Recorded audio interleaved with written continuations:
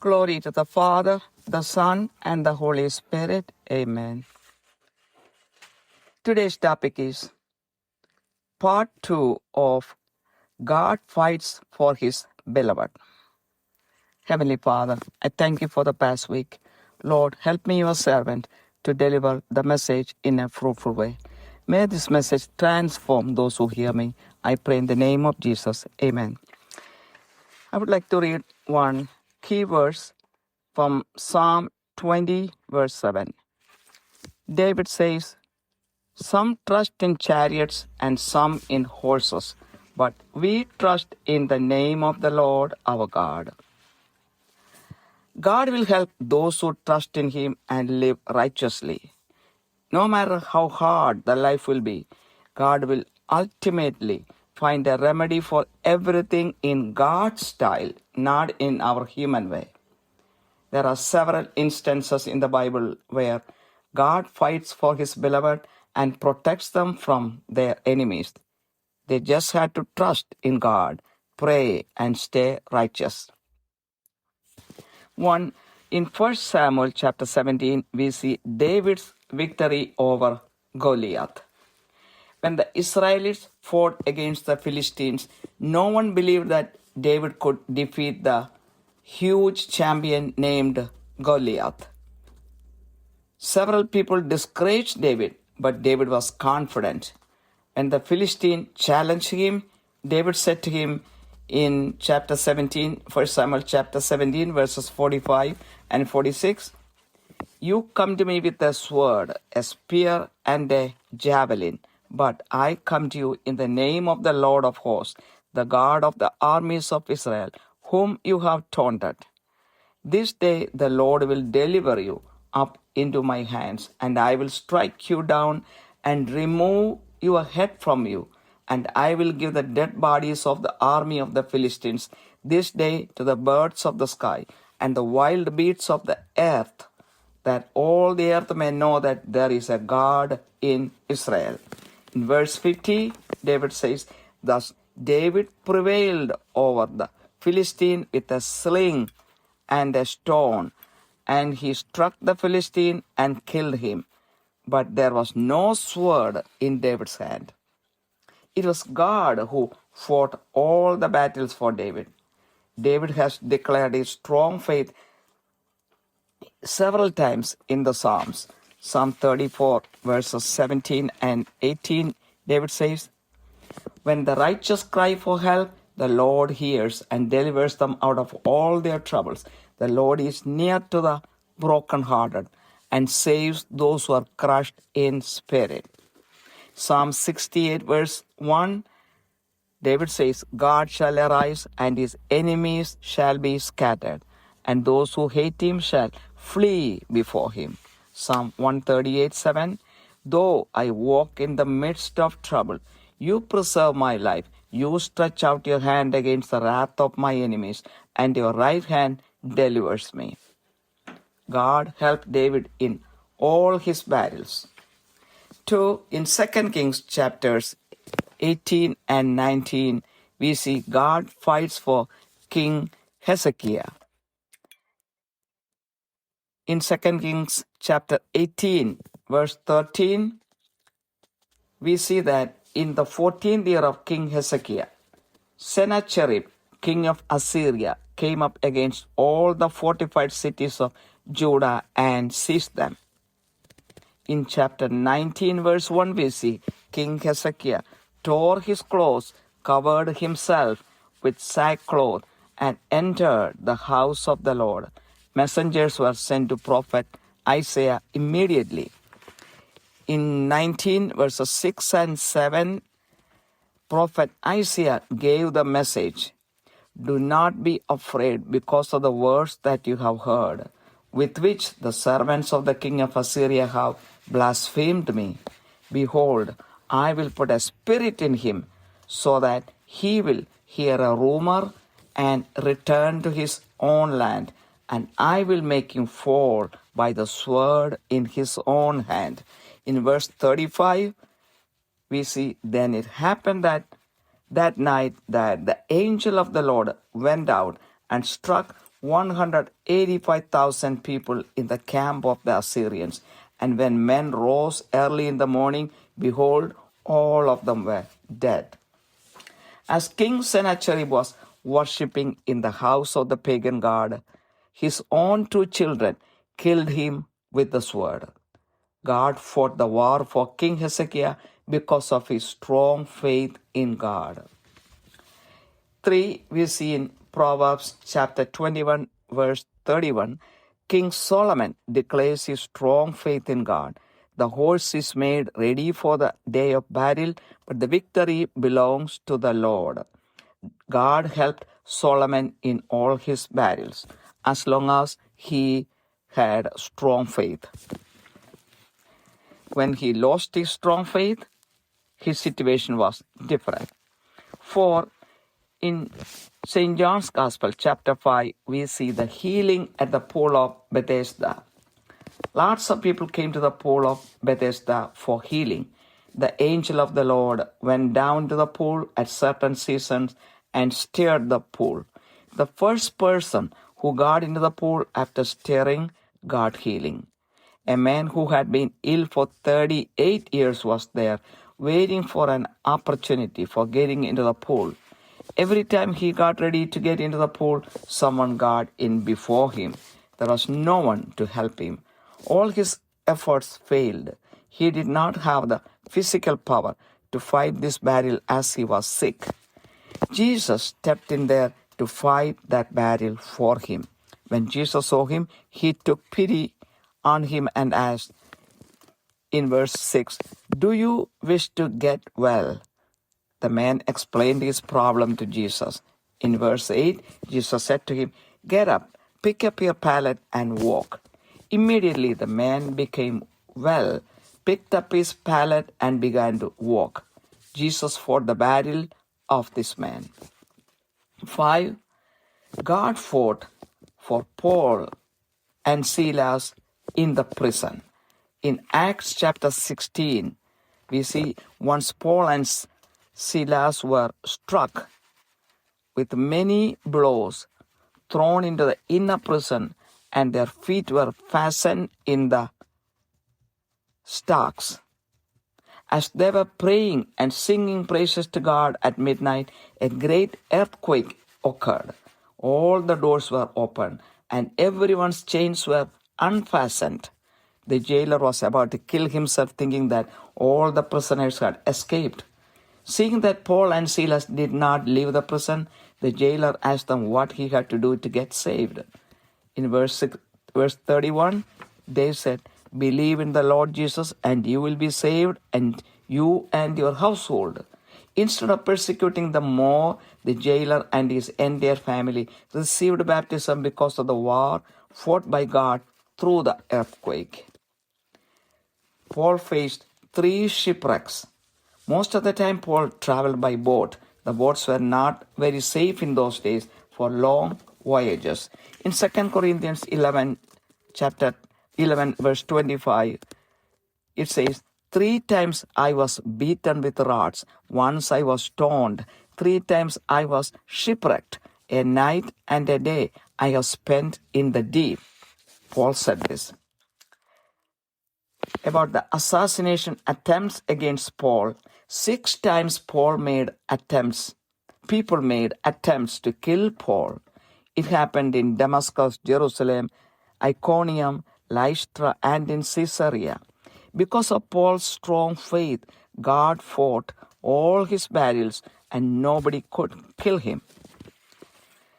And Paul declared his strong faith in God in 1 Corinthians 15, verse 57.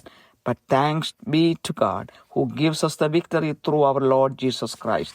In Romans 8:28, Paul says, "And we know that for those who love God, all things work together for good, for those who are called according to his purpose." In Philippians 4, verse 13, he says, "I can do all things through him who strengthens me." In Romans 8:31, Paul asks, "If God is for us, who can be against us?" 6, we see in Acts chapter 12, God fights for Peter in the prison. Under King Herod, James, the brother of John, was put to death by a sword, and Peter was put in prison. 4 squads of soldiers guarded him. His church prayed for him fervently. Peter was bound with 2 chains and was sleeping between 2 soldiers. Guards in front of the door were watching over the prison. In verse 7, we see that an angel of the Lord suddenly appeared and a light shone in the cell. The angel struck Peter's side and asked him to get up quickly, put on the sandals, wrap his cloak around him, and follow him. The chains fell off his hands. The guards did not notice them, and the iron gate opened by itself. After they went out into the street, the angel departed from him. 7, we see John, the disciple of Jesus. In 1 John chapter 4, verse 4, John says, "Little children, you are from God and have overcome them. For he who is in you is greater than he who is in the world." That means God will fight the real battle for us, even if we are weak. 8, in Isaiah chapter 41, verse 10, God speaks through prophet Isaiah. "Fear not, for I am with you. Be not dismayed, for I am your God. I will strengthen you. I will help you. I will uphold you with my righteous right hand." Isaiah 40, verse 31, it says, "But they who wait for the Lord shall renew their strength. They shall mount up with wings like eagles. They shall run and not be weary. They shall walk and not faint." In conclusion, for those who have strong faith, God will work out things in the right way and in the right time. All the believers should know that when there is divine intervention in our life, our opposition will be ultimately defeated. In 1 Timothy chapter 6, verse 11, Paul says, "But as for you, O man of God, flee these things, pursue righteousness, godliness, faith, love, steadfastness, gentleness." 2 Timothy chapter 4, verse 7, Paul declares his success in his fight. "I have fought the good fight. I have finished the race. I have kept the faith." In Isaiah 45, verse 2, God speaks through prophet Isaiah about how he will help us. "I will go before you and level the exalted places. I will break in pieces the doors of bronze and cut through the bars of iron." This shows how strongly God will interfere in our life. In St. John's Gospel, chapter 15, verse 5, Jesus says, "Apart from me, you can do nothing." We should strongly believe that in the midst of challenges, it is God who gives us courage and strength. We just need to have strong faith and live according to the Word of God. Thanking and praising God should always continue unconditionally. That is what I do. The final victory will be God's, for which we have to pray and wait patiently. With this, the message ends. Heavenly Father, I glorify your name. Lord, bless each and everyone who hears this message. Lord, help everyone to face all the battles in their life with strong faith, courage, and confidence, knowing that God is fighting the battles for them.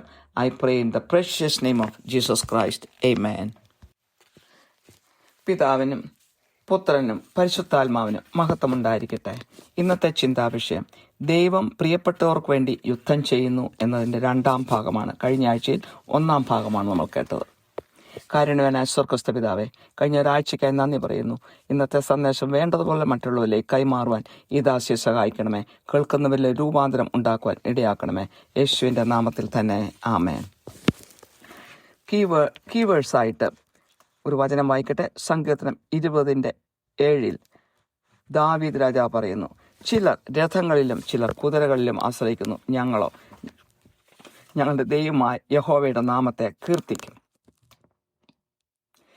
ദൈവത്തിൽ പരിപൂർണമായി ആശ്രയിക്കുകയും നീതിയോടെ ജീവിക്കുകയും ചെയ്യുന്നവരെ ദൈവം എപ്പോഴും സഹായിക്കും. ജീവിതം എത്ര കഷ്ടപ്പാടാണെങ്കിലും ദൈവത്തിൻ്റെതായ സ്റ്റൈലിൽ തക്ക സമയത്ത് ദൈവം എല്ലാ പ്രശ്നങ്ങൾക്കും ഒരു പരിഹാരം കൊണ്ടുവരും.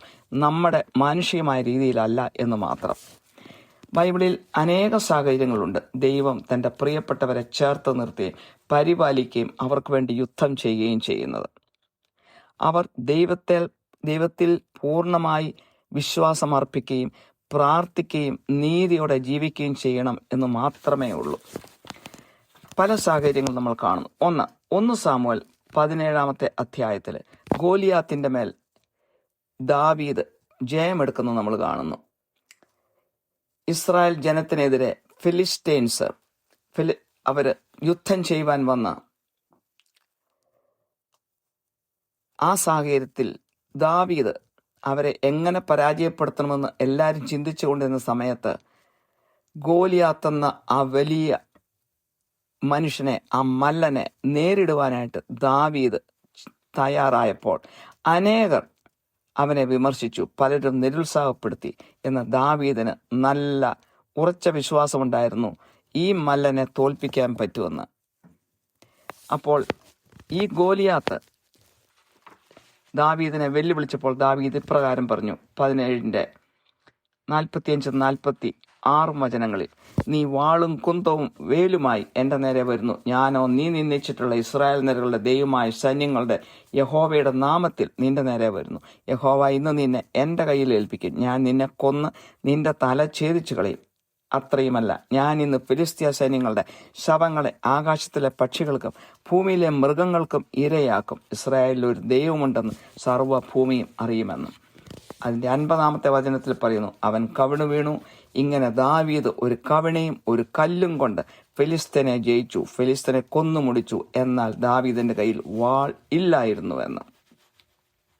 അപ്പോൾ ദാവീദിന്റെ എല്ലാ യുദ്ധങ്ങളും പൊരുതിയത് ദൈവമാണ്. ആ ദാവീദ് സങ്കീർത്തനത്തിന്റെ പല ഭാഗങ്ങളിലായിട്ട് ദൈവത്തിലുള്ള ശക്തമായ വിശ്വാസത്തെ രേഖപ്പെടുത്തുന്നുണ്ട്. സങ്കീർത്തനം 34:17-18 വചനങ്ങളിൽ ദാവീദ് പറയുന്നു, നീതിമാന്മാർ നിലവിളിച്ചു, യഹോവ കേട്ടു, സകല കഷ്ടങ്ങളിൽ നിന്നും അവരെ വിടുവിച്ചു. ഹൃദയം നുറുങ്ങിയവർക്ക് യഹോവ സമീപസ്ഥൻ, മനസ്സ് തകർന്നവരെ അവൻ രക്ഷിക്കുന്നുവെന്ന്. സങ്കീർത്തനം 68:1 പറയുന്നു, ദൈവം എഴുന്നേൽക്കുന്നു, അവന്റെ ശത്രുക്കൾ ചിതറിപ്പോകുന്നു, അവനെ പകയ്ക്കുന്നവരും അവന്റെ മുമ്പിൽ നിന്ന് ഓടിപ്പോകുന്നുവെന്ന്. സങ്കീർത്തനം 138:7 ദാവീദ് പറയുന്നു, ഞാൻ കഷ്ടതയുടെ നടുവിൽ നടന്നാൽ നീ എന്നെ ജീവിപ്പിക്കും, എൻ്റെ ശത്രുക്കളുടെ ക്രോധത്തിന് നേരെ നീ കൈ നീട്ടും, നിന്റെ വലം കൈ എന്നെ രക്ഷിക്കുമെന്ന്. അപ്രകാരം തന്നെ ദാവീദിന്റെ എല്ലാ യുദ്ധങ്ങളിലും ദൈവം തന്നെയാണ് അവന് വേണ്ടി യുദ്ധം ചെയ്തത്. രണ്ടാമതായി 2 രാജാക്കന്മാർ അതിൻ്റെ അധ്യായങ്ങൾ 18-19 നമ്മൾ കാണുന്നു ഹെസക്കിയ രാജാവിന് വേണ്ടി ദൈവം യുദ്ധം ചെയ്യുന്നത്. യഹൂദ രാജാവായ ഹെസക്കിയ രാജാവിൻ്റെ വാഴ്ചയുടെ 14 വർഷമാണ് സെന്നാച്ചെറീബ്, അതായത് സെൻഹെറീബ്, അസീറിയയുടെ രാജാവായിരുന്ന സെൻഹെറീബ് അവരുടെ എല്ലാ യഹൂദയിലുള്ള ഉറപ്പുള്ള എല്ലാ പട്ടണങ്ങളെയും പിടിച്ചെടുത്ത് അവിടേക്ക് കയറി. അതിൻ്റെ 1 വചനത്തിൽ നമ്മൾ കാണുന്നു, ഹെസക്കിയ രാജാവ് വസ്ത്രം കീറി ചാക്കു വസ്ത്രം എടുത്തുകൊണ്ട് ദേവാലയത്തിലേക്ക് പോയി പ്രാർത്ഥിക്കുന്നു. അതാണ് ആദ്യം ചെയ്ത്. അതിനുശേഷം സന്ദേശം കൊടുത്തുകൊണ്ട് ഐസ്യ പ്രവാചകന്റെ അടുത്തേക്ക് ആളുകളെ വിടുന്നു. 19:6-7 വചനങ്ങളിൽ ഐസ്യ പ്രവാചകൻ പ്രാർത്ഥിച്ച് വചനം കൊടുത്തയച്ചു ഇപ്രകാരം, അശ്ശൂർ രാജാവിന്റെ ഭൃത്യന്മാർ എന്നെ നിന്ദിച്ചതായി നീ കേട്ടിരിക്കുന്ന വാക്കുകൾ നിമിത്തം ഭയപ്പെടേണ്ട. ഞാൻ അവനൊരു മനോവിഭ്രമം വരുത്തും. അവൻ ഒരു ശ്രുതി കേട്ടിട്ട് സ്വദേശത്തേക്ക് മടങ്ങിപ്പോവും. ഞാൻ അവനെ അവന്റെ സ്വദേശത്ത് വെച്ച് വാൾ കൊണ്ട് വീഴുമാറാക്കുമെന്ന്. അപ്രകാരം തന്നെ സംഭവിക്കുന്നത് നമ്മൾ കാണുന്നു. അതിന്റെ 35 വചനത്തിൽ, അന്ന് രാത്രി യഹോവയുടെ ദൂതൻ പുറപ്പെട്ട് അശ്ശൂർ പാളയത്തിൽ 1,85,000 പേരെ കൊന്നു. ജനൻ രാവിലെ എഴുന്നേറ്റപ്പോൾ അവർ എല്ലാവരും ശവങ്ങളായി കിടക്കുന്നത് കണ്ടു. അതുപോലെ തന്നെ പിന്നീട് നമ്മൾ കാണുന്നു, ഈ സാൻഹെറീൻ രാജാവ് ആ മനുഷ്യന്റെ അന്യ ദൈവത്തെ ആരാധിച്ചിരുന്ന ദേവാലയത്തിൽ ചെന്ന് പ്രാർത്ഥിച്ചു കൊണ്ടിരുന്നപ്പോൾ സ്വന്തം പുത്രന്മാരെ വാളൂരി അപ്പനെ കൊല്ലുന്നതാണ് നമ്മൾ കാണുന്നത്. അപ്പോൾ ഈ പറഞ്ഞ വചനം അപ്രകാരം തന്നെ പൂർത്തിയായി. അപ്പോൾ ഹെസക്കിയ രാജാവിൻ്റെ എല്ലാ യുദ്ധങ്ങളും ദൈവം തന്നെയാണ് അവന് വേണ്ടി പൊരുതിയത്. മൂന്നാമതായിട്ട് സോളമൻ രാജാവിൻ്റെ വിശ്വാസത്തെ കാണുന്നു. സദൃശവാക്യങ്ങൾ 21:31 സോളമൻ വിശ്വാസത്തോടെ പ്രഖ്യാപിക്കുകയാണ്, കുതിരയെ യുദ്ധ ദിവസത്തേക്ക് ചമയ്ക്കുന്നു, ജയമോ യഹോവയുടെ കൈവശത്തിൽ ഇരിക്കുന്നുവെന്ന്. സോളമൻ രാജാവിന് വേണ്ടി ദൈവം യുദ്ധം ചെയ്തു. എന്നാൽ സോളമൻ ദൈവത്തിൻ്റെ വാക്ക് കേൾക്കാതെ വന്ന സമയത്ത് പരാജയങ്ങളും സംഭവിച്ചിട്ടുണ്ട്. നാലാമതായിട്ട് വിശുദ്ധ യോഹന്നാൻ സുവിശേഷം 5-ാമത്തെ അധ്യായത്തിൽ ബെഥേസ്ദ കുളത്തിലുള്ള ആ രോഗശാന്തിയെക്കുറിച്ച് നമ്മൾ കാണുന്നു. ബെഥേസ്ദ കുളത്തിൽ അനേകം ആൾക്കാർ രോഗശാന്തിക്ക് വേണ്ടി വന്നിരുന്നു. ചില സീസണുകളിൽ ദൈവദൂതൻ ഇറങ്ങി വന്ന് വെള്ളം കലക്കുകയും അത് കഴിഞ്ഞ് ആദ്യം ആ വെള്ളത്തിൽ ഇറങ്ങുകയും ചെയ്യുന്ന വ്യക്തിക്ക് രോഗശാന്തി കിട്ടിയും പോന്നു. അനേകർ അങ്ങനെ സൗഖ്യപ്പെട്ടുകൊണ്ടിരുന്നു. എന്നാൽ 38 വർഷമായിട്ട് രോഗിയായിരുന്നൊരു മനുഷ്യനുണ്ടായിരുന്നു. ആ 38 വർഷം കുളത്തിൻ്റെ കരയിൽ കിടന്നുവെന്ന് അവിടെ പറയുന്നില്ല, പക്ഷേ 38 വർഷം രോഗിയായിരുന്നു. ആ മനുഷ്യൻ അനേക സാഹചര്യങ്ങൾ നോക്കി ആ കുളത്തിൽ ഇറങ്ങുവാൻ ശ്രമിച്ചെങ്കിലും ആ മനുഷ്യന് ശാരീരികമായി വയ്യായിരുന്നതുകൊണ്ട് ആ മനുഷ്യൻ ഇറങ്ങുന്നതിന് മുമ്പ് തന്നെ മറ്റാരെങ്കിലും വന്ന് കുളത്തിലിറങ്ങി സുഖം പ്രാപിച്ചു പോകും. അപ്പോൾ ആ മനുഷ്യൻ പരാജയപ്പെട്ട ഒരവസ്ഥയിൽ കിടക്കുകയാണ്, സഹായിക്കാൻ ആരുമില്ലായിരുന്നു.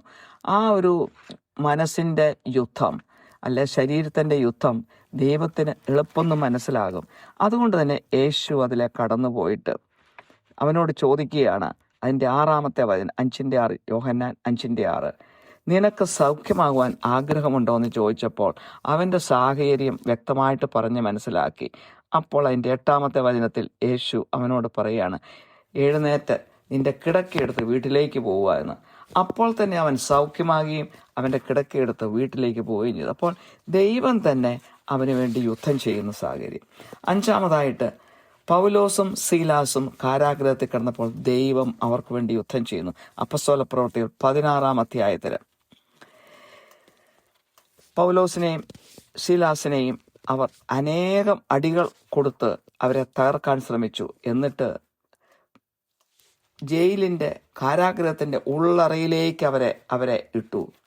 അവരുടെ കാലുകൾ ആമത്തിലിട്ടിരുന്നു. എങ്കിലും അവർ പ്രാർത്ഥിച്ചും പാട്ടുപാടിയും ദൈവത്തിന് സ്തോത്രം ചെയ്തുകൊണ്ടിരുന്നു ആ പാതിരാ സമയത്തും. അപ്പോൾ ദൈവം അവർക്ക് വേണ്ടി യുദ്ധം ചെയ്യുവാൻ ഇറങ്ങി വന്നു. അപ്പോഴാണ് ഒരു വലിയ ഭൂകമ്പം അവിടെ സംഭവിക്കുന്നു. ആ കാരാഗ്രഹത്തിൻ്റെ എല്ലാ വാതിലുകളും തനിയെ തുറക്കപ്പെട്ടു. എല്ലാവരുടെയും കാലിൻ്റെ ചങ്ങലകൾ അഴിക്കപ്പെട്ടു. അപ്പോൾ ആ കാരാഗ്രഹ പ്രമാണി പേടിച്ചുപോയി. എല്ലാവരും ഇറങ്ങി ഓടി രക്ഷപ്പെട്ടാൽ ആ മനുഷ്യൻ്റെ ജോലി നഷ്ടപ്പെടുമോ എന്ന് പേടിച്ച്. അപ്പോൾ ആ മനുഷ്യൻ നോക്കിയപ്പോൾ പൗലോസും സീലാസും അപ്പോഴും ദൈവത്തെ സ്തുതിച്ചുകൊണ്ട് നിൽക്കുകയാണ്. അവർക്കൊരു കുഴപ്പമില്ല, അവരിറങ്ങി ഓടിയിട്ടില്ല. ആ മനുഷ്യൻ്റെ വിശ്വാസം തന്നെ വർദ്ധിച്ചു. ഞാൻ രക്ഷിക്കപ്പെടുവാൻ ഞാൻ എന്ത് ചെയ്യണമെന്ന് അവരോട് വന്ന് ചോദിച്ചപ്പോൾ അതിൻ്റെ 31-ാമത്തെ വചനത്തിൽ അവർ പറയുകയാണ്, കർത്താവായ യേശുവിൽ വിശ്വസിക്കാന്നാൽ നീയും നിന്റെ കുടുംബവും രക്ഷ പ്രാപിക്കുമെന്ന്. അപ്രകാരം തന്നെ ആ മനുഷ്യൻ അവരെ കഷ്ടപ്പെടുത്തുന്നതിന് പകരം എന്തു ചെയ്തു? അവരുടെ വാക്കുകൾ വിശ്വസിച്ച് അവരും ആ മനുഷ്യൻ്റെ കുടുംബവും മാമോദിസ സ്വീകരിച്ച് രക്ഷപ്പെടുകയായിരുന്നു. അപ്പോൾ ഒരു വലിയ ഭൂകമ്പത്തിൽ കൂടി ദൈവം അവർക്ക് വേണ്ടി യുദ്ധം ചെയ്തു എന്നുള്ളത് നമ്മളിവിടെ മനസ്സിലാക്കുന്നു. പൗലോസിന്റെ ജീവിതം നോക്കിയാൽ 3 തവണ കപ്പലപകടത്തിൽ പെട്ടിട്ടുണ്ട്. അന്നൊക്കെ കപ്പൽ വഴിയാണ് സഞ്ചരിച്ചിരുന്നത്. ഈ കപ്പലൊന്നും അല്ലാതെ മറ്റ് യാത്രാ മാർഗങ്ങളില്ലായിരുന്നു. എന്നാൽ അതൊന്നും അത്ര സുരക്ഷിതമല്ലായിരുന്നു താനും. 2 കൊറിന്ത്യൻസ് 11:25 പൗലോസ് പറയുന്നു, 3 വട്ടം കോലിനാൽ അടികൊണ്ടു, ഒരിക്കൽ കല്ലേർ കൊണ്ടു, 3 വട്ടം കപ്പൽ ഛേദത്തിലകപ്പെട്ടു, ഒരു രാപ്പകൽ വെള്ളത്തിൽ കഴിച്ചു എന്ന്. അതുപോലെ തന്നെ പൗലോസിനെ കൊല്ലുവാനുള്ള യത്നവും അനേകരും നടത്തിയിട്ടുണ്ട്. 6 പ്രാവശ്യം പൗലോസിനെ കൊല്ലുവാനായിട്ട് അവർ തുനിഞ്ഞിട്ടുണ്ട്. അത് ഡമസ്കസിലും ജെറുസലേമിലും ഐക്കോണിയത്തിലും ലൈസ്ട്രായിലും സിസറിയയിലും ഒക്കെയായിരുന്നു. എന്നാൽ പൗലോസിന്റെ ശക്തമായ വിശ്വാസം കൊണ്ട് ആർക്കും അവനെ കൊല്ലുവാൻ സാധിച്ചില്ല. ദൈവം അവന് വേണ്ടി യുദ്ധം ചെയ്യുകയായിരുന്നു ചെയ്തത്. ഇനി പൗലോസ് സ്വന്തം വിശ്വാസം ഏറ്റുപറയുന്ന അനേകം സാഹചര്യങ്ങളുണ്ട്. 1 കൊറിന്ത്യർ 15:57 പൗലോസ് പറയുന്നു, നമ്മുടെ കർത്താവായ യേശു ക്രിസ്തു മുഖാന്തരം നമുക്ക് ജയം നൽകുന്ന ദൈവത്തിന് സ്തോത്രമെന്ന്. റോമൻ 8:28 പൗലോസ് പറയുന്നു, എന്നാൽ ദൈവത്തെ സ്നേഹിക്കുന്നവർക്ക് നിർണയപ്രകാരം വിളിക്കപ്പെട്ടവർക്ക് തന്നെ സകലവും നന്മയ്ക്കായി കൂടി വ്യാപരിക്കുന്നു എന്ന് നാം അറിയുന്നു. ഫിലിപ്പീൻസ് 4:13 പറയുന്നു, എന്നെ ശക്തനാക്കുന്നവൻ മുഖാന്തരം ഞാൻ സകലത്തിനും മതിയാകുന്നു. റോമൻ 8:31 പൗലോസ് വീണ്ടും പറയുന്നു, പൗലോസ് ചോദിക്കുകയാണ്, ദൈവം നമുക്ക് അനുകൂലമെങ്കിൽ നമുക്ക് പ്രതികൂലം ആർ എന്ന്. 6-ാമതായി അപ്പസ്തോല പ്രവൃത്തി 12-ാം അധ്യായത്തിൽ കാരാഗ്രഹത്തിൽ അടയ്ക്കപ്പെട്ട പത്രോസിന് വേണ്ടി ദൈവം യുദ്ധം ചെയ്യുന്നത് കാണുന്നു. ഹെറോദ് രാജാവിൻ്റെ കാലത്ത് യോഹന്നാന്റെ സഹോദരനായ യാക്കോബിനെ വാളുകൊണ്ട് കൊന്ന ശേഷം പത്രോസിനെ കാരാഗ്രഹത്തിൽ അടയ്ക്കുകയാണ് ചെയ്യുന്നത്. 4 കൂട്ടം പട്ടാളക്കാരാണ് അവനെ ഗാർഡ് ചെയ്യുവാൻ ചുറ്റുമുണ്ടായിരുന്നത്. എന്നാൽ അവൻ്റെ സഭയിലുള്ളവർ അവന് വേണ്ടി ശക്തമായി പ്രാർത്ഥിച്ചുകൊണ്ടിരുന്നു. പത്രോസിൻ്റെ കാലുകളിൽ 2 ചങ്ങലയുണ്ടായിരുന്നു. അതുപോലെ അവൻ്റെ ചുറ്റും 2 പട്ടാളക്കാർ കിടന്ന് ഉറങ്ങുന്നുണ്ടായിരുന്നു. ഈ വാതിലുകളൊക്കെ ഗാർഡുകൾ പ്രോപ്പറായിട്ട് ഗാർഡ് ചെയ്തുകൊണ്ടിരുന്നു, കാരണം ആരും ഇറങ്ങിപ്പോകാതിരിക്കുവാനായിട്ട്. അതിൻ്റെ 7-ാമത്തെ വചനത്തിൽ നമ്മൾ കാണുന്നു, അപ്പോൾ എളുപ്പമെന്നൊരു ദൈവദൂതൻ ഇറങ്ങി വന്നു. അപ്പോൾ അവിടെ ഒരു പ്രകാശമുണ്ടായി. പത്രോസിനെ തട്ടി ഉണർത്തിയിട്ട്, എളുപ്പം എഴുന്നേക്ക്, നിന്റെ ചെരുപ്പുകൾ അണിഞ്ഞ് നിന്റെ വസ്ത്രമൊക്കെ ഇട്ട് എന്നെ അനുഗമിക്കാമെന്ന് പറഞ്ഞു. അപ്പോൾ തന്നെ അവൻ്റെ കാലുകളിൽ നിന്ന് ചങ്ങലകൾ തന്നെത്താൻ അഴിഞ്ഞു പോകുന്നു. എല്ലാ വാതുക്കലും ഗാർഡുകൾ അവിടെ ഇരിപ്പുണ്ടെങ്കിലും ആ ഗേറ്റുകൾ തന്നെത്താൻ തുറന്നതും ഇവർ ഇറങ്ങിപ്പോയത് ഒന്നും അവരാരും അറിഞ്ഞില്ല. തന്നെത്താൻ ഗേറ്റുകൾ തുറന്നു. അങ്ങനെ അവർ വെളിയിൽ വന്ന് നടന്നു നീങ്ങിയപ്പോൾ, സുരക്ഷിതമായി അവൻ നടക്കാൻ തുടങ്ങിയപ്പോൾ ദൈവദൂതൻ അവിടുന്ന് വിട്ടുപോയി.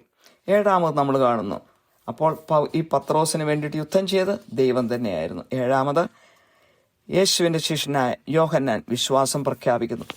1 യോഹന്നാൻ 4:4 കുഞ്ഞുങ്ങളെ, നിങ്ങൾ ദൈവത്തിൽ നിന്നുള്ളവരാകുന്നു, അവരെ ജയിച്ചുമിരിക്കുന്നു. നിങ്ങളിലുള്ളവർ ലോകത്തിലുള്ളവനേക്കാൾ വലിയവനല്ലോ എന്ന്.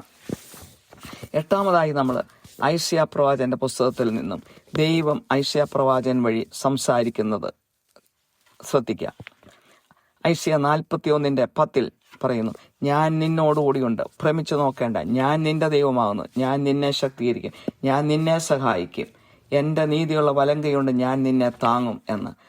40:31 പറയുന്നു, എങ്കിലും യഹോവയെ കാത്തിരിക്കുന്നവർ ശക്തിയെ പുതുക്കും, അവർ കഴുകന്മാരെ പോലെ ചിറകടിച്ച് കയറും, അവർ തളർന്നു പോകാതെ ഓടുകയും ക്ഷീണിച്ചു പോകാതെ നടക്കുകയും ചെയ്യുമെന്ന്. കൺക്ലൂഷനായിട്ട് പറയട്ടെ, ആർക്കൊക്കെ ശക്തമായ വിശ്വാസം ദൈവത്തിലുണ്ടോ അവർക്കൊക്കെ വേണ്ടിയിട്ട് തക്ക സമയത്ത് ദൈവം കാര്യങ്ങൾ നടത്തിയിരിക്കും. എല്ലാ വിശ്വാസികളും അറിഞ്ഞിരിക്കേണ്ട കാര്യമാണ്, ദൈവത്തിൻ്റെ ഇടപെടൽ നമ്മളിൽ ഉണ്ടാകുമ്പോൾ നമ്മുടെ എല്ലാ ശത്രുക്കളും പരാജയപ്പെട്ടിരിക്കും. 1 തിമോത്തി 6:11 പൗലോസ് തന്നെ പറയുന്നു, നീയോ ദൈവത്തിൻ്റെ മനുഷ്യനായുള്ളവേ അത് വിട്ടോടി നീതി, ഭക്തി, വിശ്വാസം, സ്നേഹം, ക്ഷമ, സൗമ്യത എന്നിവയെ പിന്തുടരുക എന്ന്. 2 തിമോത്തി 4:7 പൗലോസ് വീണ്ടും പറയുന്നു, ഞാൻ നല്ല പോർ പൊരുതു, ഓട്ടം തികച്ചു, വിശ്വാസം കാത്തു എന്ന്.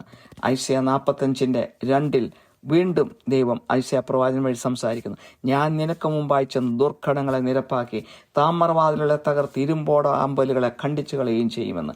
യോഹന്നാൻ 15:5 യേശു പറയുന്നു, എന്നെ പിരിഞ്ഞ് നിങ്ങൾക്ക് ഒന്നും ചെയ്യുവാൻ കഴിയില്ല എന്ന്. അപ്പോൾ നമുക്ക് ആവശ്യമുള്ളത് ഏതു വെല്ലുവിളികളിലും ശക്തമായിട്ട് ദൈവത്തിൽ വിശ്വസിക്കുക. ദൈവം നമുക്ക് ധൈര്യവും ശക്തിയും പകർന്നു തന്നുകൊണ്ടേ ഇരിക്കും. അതുപോലെ തന്നെ ദൈവവചനം നമ്മൾ വിശ്വസിക്കുകയും അത് പാലിക്കുകയും ചെയ്യുക. അതുപോലെ നമ്മൾ എപ്പോഴും ദൈവത്തിന് സ്തുതിയും സ്തോത്രവും കൊടുത്തുകൊണ്ടിരിക്കുക. കണ്ടീഷൻ ഒന്നും വയ്ക്കാതെ തന്നെ കൊടുക്കണം. അതാണ് ഞാൻ ചെയ്യുന്നത്.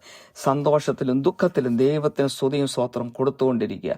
അപ്പോൾ നമ്മൾ പ്രാർത്ഥിച്ചുകൊണ്ടിരിക്കുകയും ദൈവത്തിൻ്റെ ഉത്തരത്തിന് വേണ്ടി ക്ഷമയോടെ കാത്തിരിക്കുകയും ചെയ്താൽ അന്തിമ വിജയം ദൈവത്തിൻ്റെതായിരിക്കും. അതായത് നമ്മളുടെ വിജയമായി മാറും അത്. ഇതോടെ ഈ വചന ശുശ്രൂഷ ഇവിടെ അവസാനിക്കുന്നു. കാരുണ്യവാനായ സ്വർഗ്ഗസ്ഥ പിതാവേ, ഈ സന്ദേശം കേൾക്കുന്ന എല്ലാവരെയും അനുഗ്രഹിക്കണമേ. നമ്മുടെ എല്ലാ പ്രതിസന്ധികളും നമുക്ക് വേണ്ടി പോരാടുന്ന ദൈവമാണെന്ന് മനസ്സിലാക്കുവാനും എല്ലാ പ്രതിസന്ധികളെയും ശക്തമായ വിശ്വാസത്തോടും ധൈര്യത്തോടും ഉറപ്പോടും കൂടെ നേരിടുവാനും എല്ലാവരെയും പ്രാപ്തരാക്കണമേ. മാനവ മഹത്വത്തോടത്തേക്ക് തരുന്നു യേശു ക്രിസ്തുവിന്റെ മഹത്വമേറിയ നാമത്തിൽ തന്നെ. ആമേൻ.